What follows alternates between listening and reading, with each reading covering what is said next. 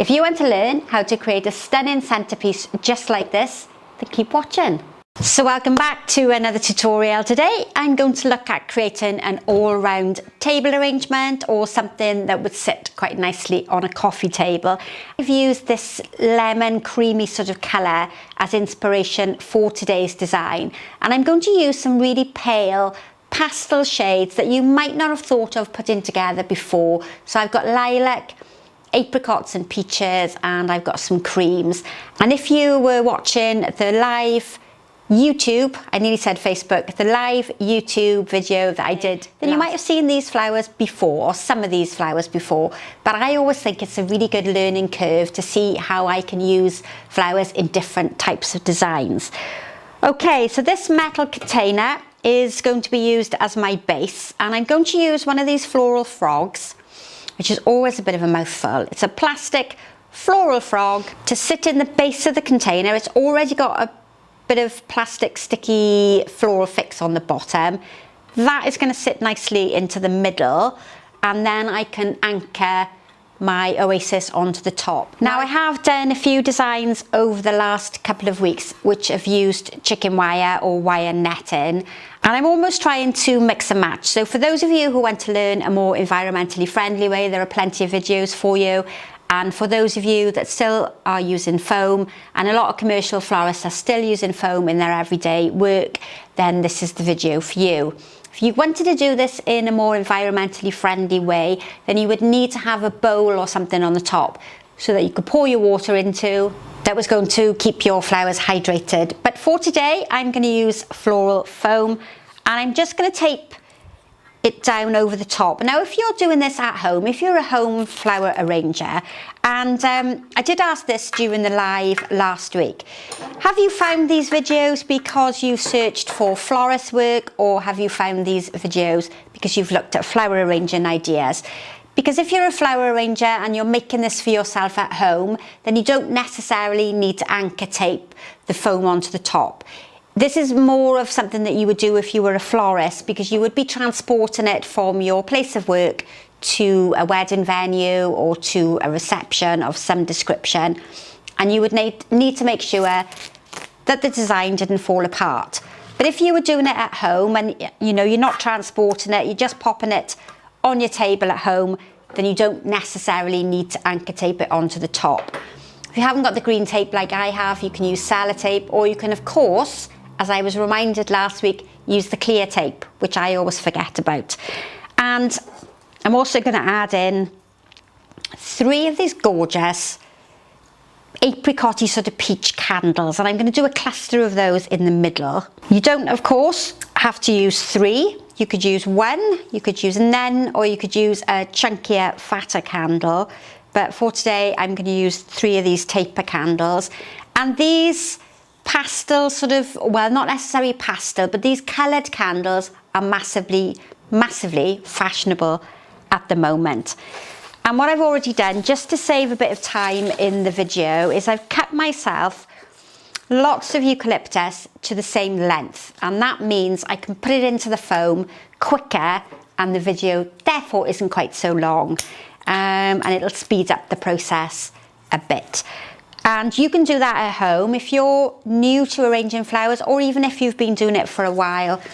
If you cut your greenery to a similar length before you start, you're pretty much guaranteed to have a round outline shape at the end, because the greenery is the same length to start with, and it speeds up the process slightly. Now, I have just this minute done it.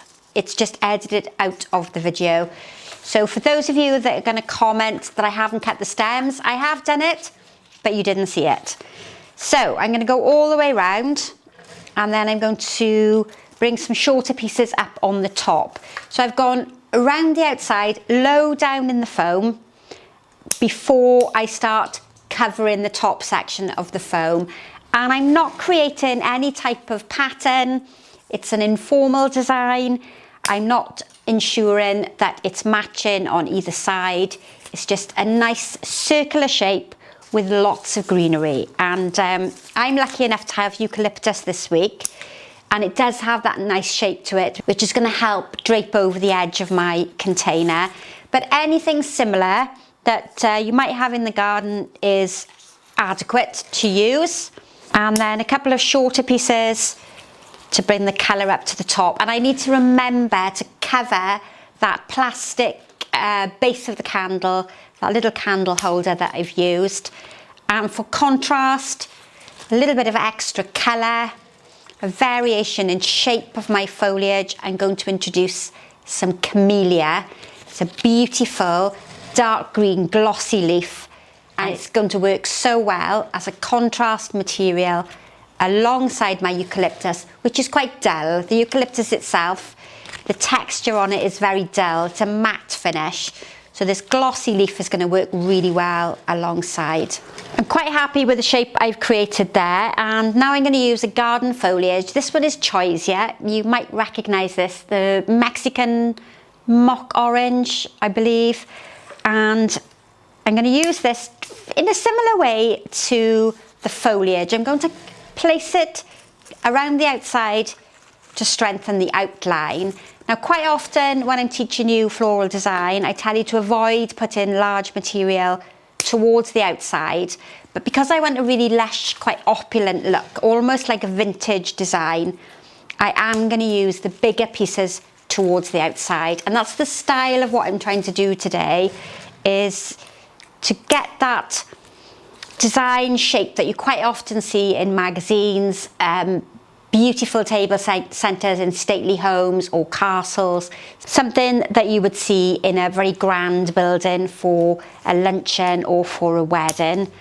So I want to really compact this with lots of flowers. A little bit different to maybe what I do normally on the channel, but I think that works really well. It's a lighter, paler colour that links beautifully with my container. It's a bit mismatched at the moment, but you'll see how it's going to work with my very big roses. Now, again, you might have seen these before. If you're part of my Facebook group, which is Sharon's Innovations group, you will have seen the unboxing of these. And they looked quite sad when they were delivered, but they've had a lovely supply of water and they've opened up beautifully. And I'm just going to reflex back some of the petals. Now, this is a garden rose, so it has that multi-petaled effect. But just by very slowly bending those petals back, I'm going to get that really big, opulent looking rose. You can't do this with all roses, and it does help if the rose is a couple of days old. You can also do it with a tulip, but it really gives you that fashionable look that we're seeing all over the place at the moment in wedding work. And I'm going to snuggle these in alongside those big round shapes of the Choisya. Now, again, if you're a flower arranger and you want to grow some plants in the garden, Choisya is a very popular one. Comes in a very vibrant yellow, almost like a citrusy acid type of colour. And it's something that you could use quite often in floral design. I'm just going to keep going, reflexing the petals back. Now, lots of people think that reflexing a rose like this is a new invention, but this has been around for years. I used to do this in the 80s. Shows how long I've been around. But it's massively, massively popular at the moment in wedding work. And we have got a I was going to say we have got a course, but it's not available yet.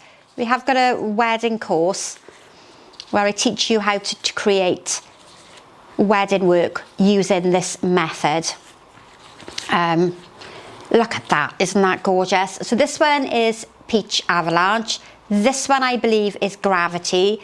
And when I ordered it, I was expecting it to be pink. And when it came in, it was this beautiful peach shade, but not the colour that I wanted to use in my wedding.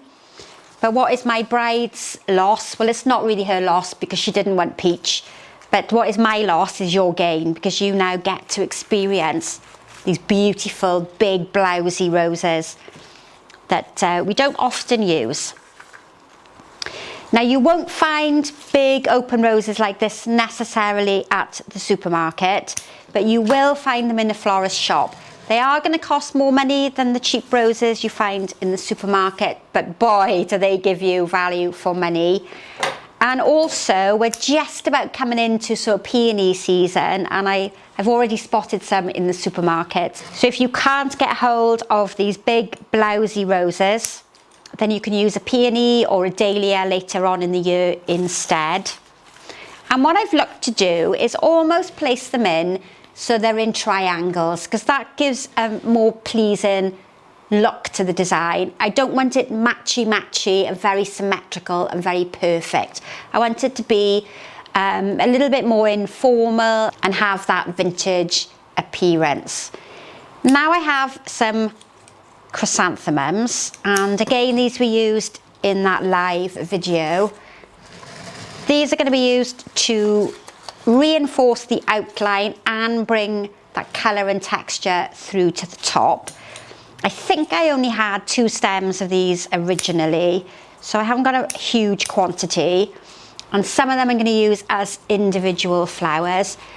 And I'm really looking to mass the flowers together. So often when I'm teaching you arranging, I'll tell you to use negative space and to leave gaps in amongst the flowers. Whereas today's design is almost the opposite to that. I'm encouraging you to block the flowers really close together, so there is really no space in between them. No space for the butterflies this time, the bees and the butterflies. We're getting as many flowers in there as we possibly can. Nice and short, close to the foam. And now I'm going to introduce some of the Lisianthus, and these are short because I used them in another design, but they're fabulous for this arrangement. So far I've got peaches and creams. I am going to introduce some lilac, which you might think isn't going to work, but the lilac goes really nicely with the peach, and I would say it's quite a vintage colour combination. If you like watching those period dramas like I do, then this is a colour combination you will see used quite a lot. Before I add in my lilac colour, I'm going to use the Tanacetum. This is Feverfew.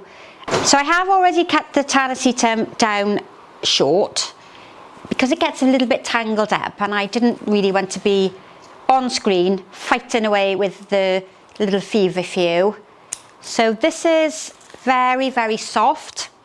It's going to give me that delicate appearance that I'm hoping to achieve. And it's a delicate flower alongside those very big, chunky, oh, I can't call them chunky, can I? Alongside these very large, plump roses. I won't call them chunky because they might get upset.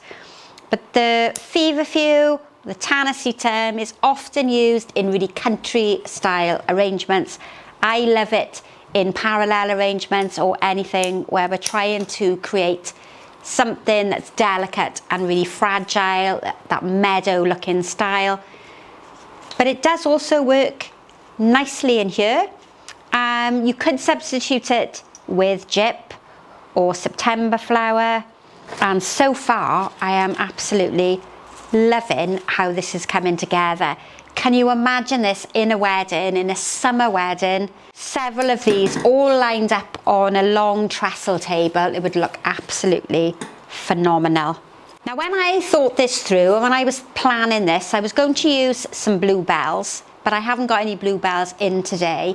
But what I've got is this lovely Statice. This is your ordinary Statice. This will grow quite nicely in the garden. And this has come from a mixed bunch from a supermarket. It was actually left by one of the girls that's here doing flower arranging on a Tuesday.